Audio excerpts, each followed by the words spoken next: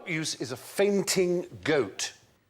Everything I do. I have heard of them because I've seen the television version of this. It's a breed or a variety of goat which falls over rather suddenly. When it's nervous. I think I can only think of one use for it. If you were to dramatise some 19th century novels, but using animals, when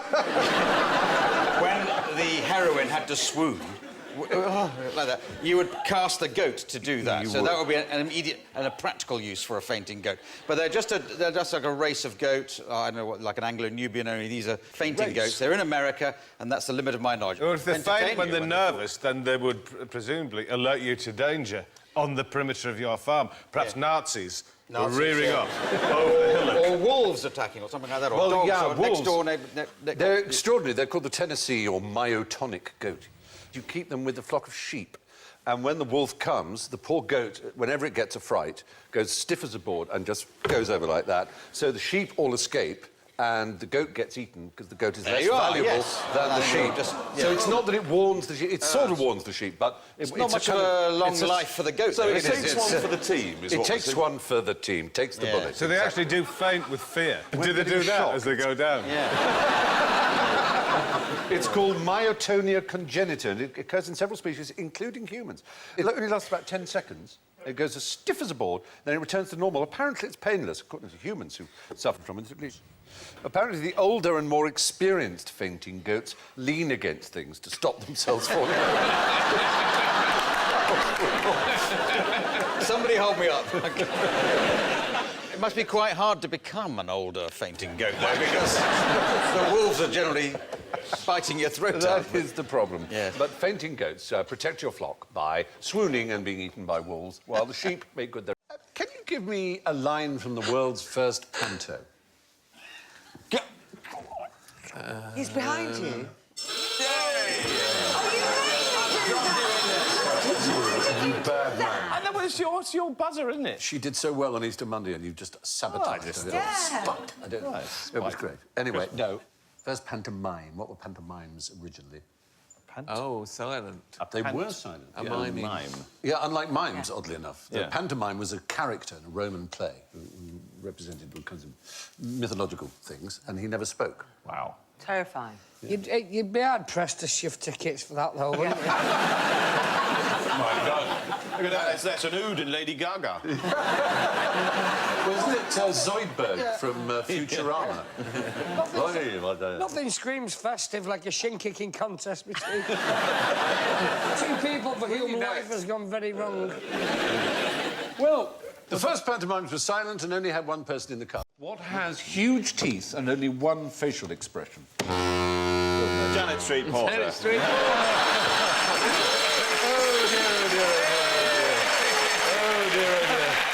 We've got that written up somewhere.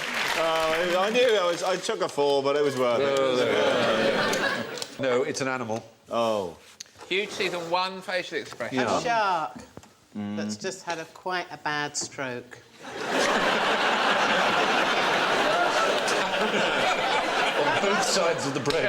All down one side, so it just swims in a circle like that. Or a Botox panther.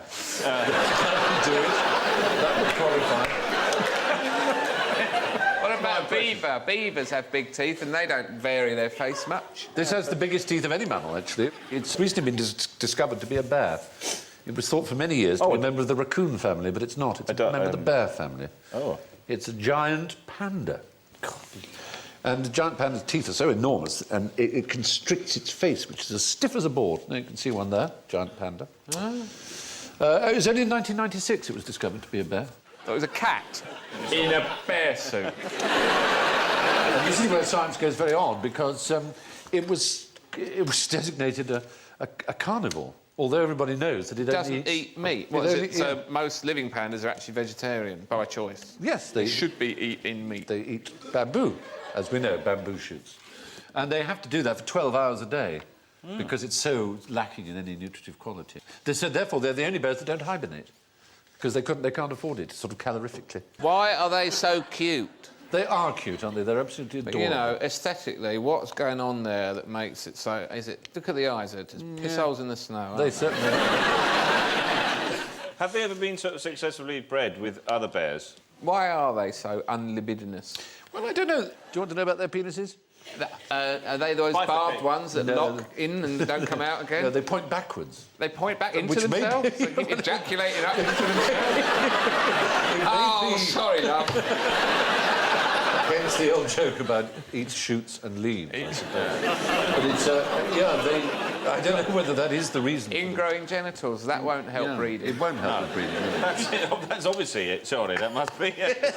Such a turn-off. Do you fancy... No, I don't really... No. What did the inventor of the thermometer spend 30 years measuring? I'm going to say temperature, OK?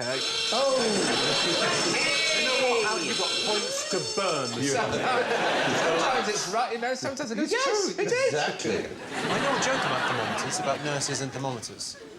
It's about a rectal thermometer. Go on. Well, it's just a nurse finds a rectal thermometer in her pocket and goes, "Oh, some arsehole's got my pen." It's an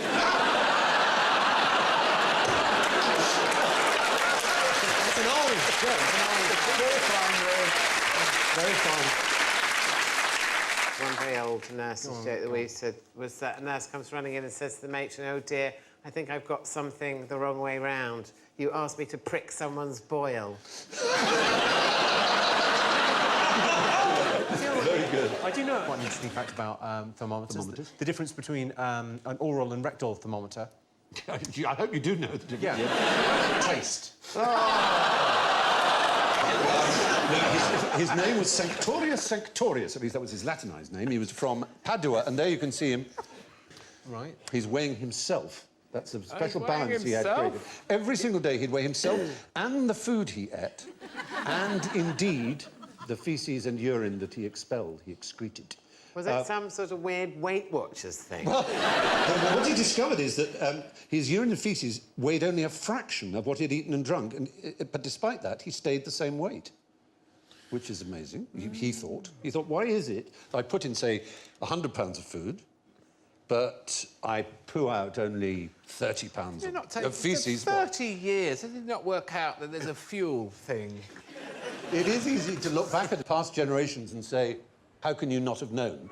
But, of course, none of them knew. And really, before people like him, who's almost one of the world's first scientists, they hadn't measured and calibrated things. You're absolutely right about all of those things.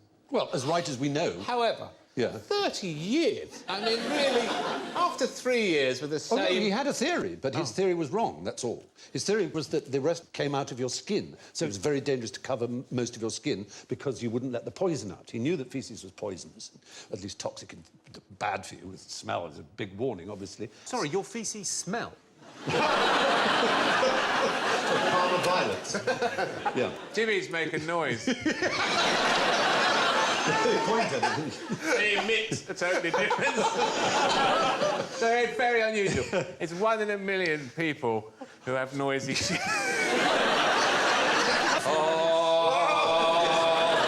Very good. He co-invented with his fellow at Padua, a much better-known scientist. Who would that be in the same period? Co-invented. His co-inventor. Not Da Vinci, no. Is he going to be Marconi. centigrade or... It won't be future, it will be past, whatever it is. Galileo is the right answer. Oh, I nearly said Thank you. I was going to say Scaramouche or Fandango. Galileo Galilei. He could do the fandango! Yes, he could, darling. That's right. Something from the lightning! Please. Very, very frightening! That's what one of Jimmy's poo sounds like. No. Galileo! You're right in there, either. Jimmy! In a minute, I'm reading a very interesting article. Feces is made up, is 70% liquid. 30% solid. It just takes a bit of separating out. Not that I would urge you to do it when you get home. When I get home, why wait? Where's the most dangerous place for a toilet? Oh, just slightly further than where you thought it was.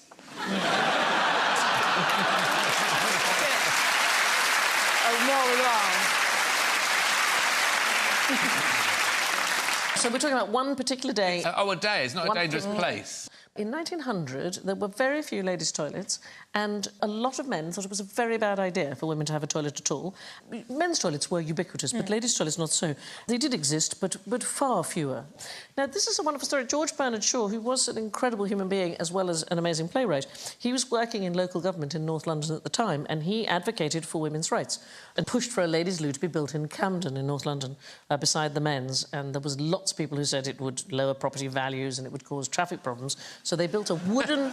This is absolutely true. So they built a wooden mock-up of the toilet to see if there was a traffic risk, and in one day alone, it was hit by vehicles 45 times. And it was protesters trying to make a point. Wow. And Shaw accused the bus companies of taking bribes and so on, and the companies said, no, it was all accidents. It took 5 years for the toilet to finally be built, and I have to say there is still a ladies' loo in exactly that spot that George Bernard Shaw decided. I actually live in Camden, and can I tell you, it has not lowered house prices. OK. Okay, what were they thinking?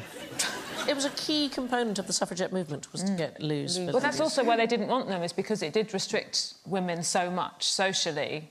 Except if you were pregnant. If you were pregnant, a woman, you were allowed to wee anywhere. And the policeman had to give you his hat. That was the theory, but the hat-peeing law is a myth, unfortunately. How is it? Yeah, the policeman's thing. Well, I mean, the one that he didn't mind at all. Yeah, that wasn't actually a policeman, just going to say it. No one tell the policeman it's a myth. The first person to sort of do gender equality for toilets was the 15th century mayor, Dick Whittington. He actually had a 128-seat latrine for both men and women, and it used the Thames to flush away. But you used to sit with everybody. It wasn't like you had separate cubicles. So you all had to go at the same time? You all had to do exactly the same time. 3, 2, 1, and then you're...